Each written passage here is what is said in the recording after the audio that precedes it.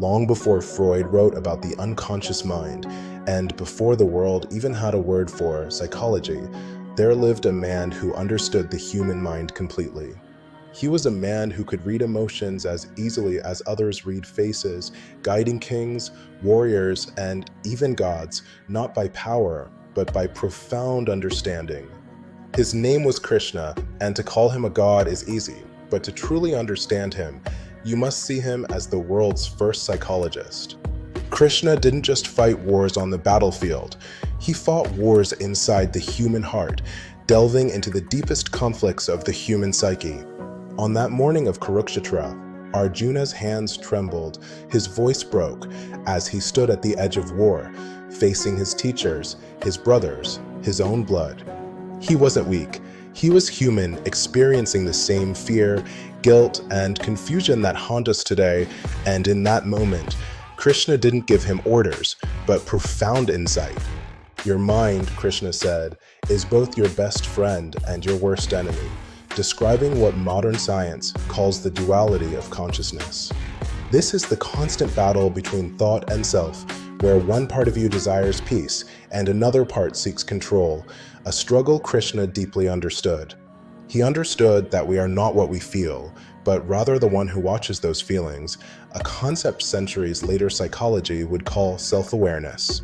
Krishna called this profound union of mind and soul yoga, a path to inner harmony and self-mastery.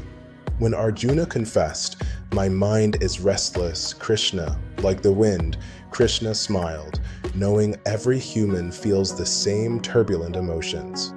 He didn't instruct Arjuna to suppress emotion, but to observe it, to act not out of fear or anger, but from a place of deep understanding.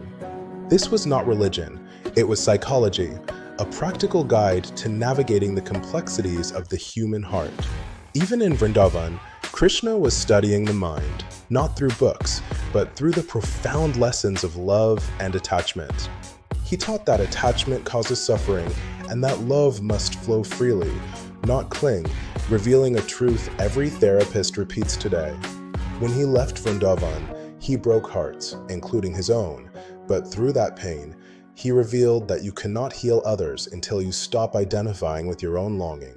Krishna's genius lay in one powerful word: balance, understanding the mind as a chariot driven by desires and pulled by emotions.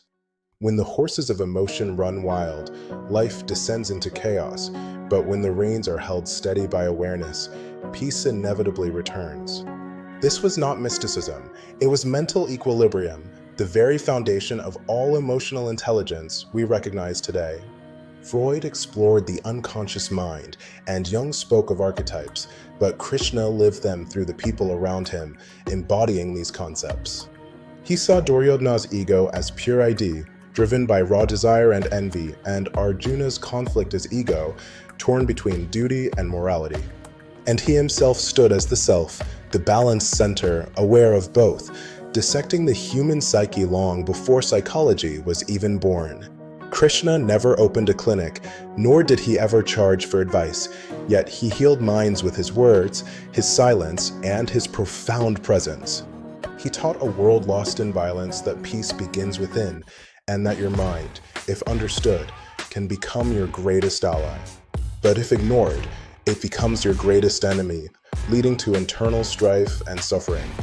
The flute was always empty inside, and that's precisely why divine music flowed through it, a powerful metaphor for Krishna's message.